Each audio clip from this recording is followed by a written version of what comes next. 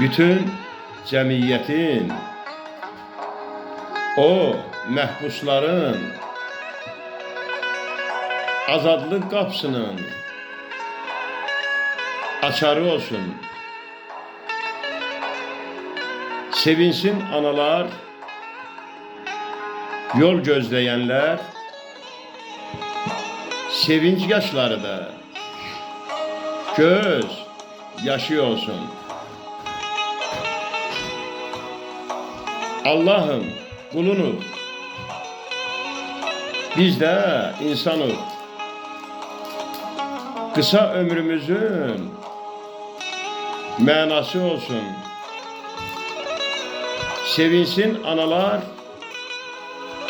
körpə balalar, həsrətin çəkdiyin o nazlı nigar,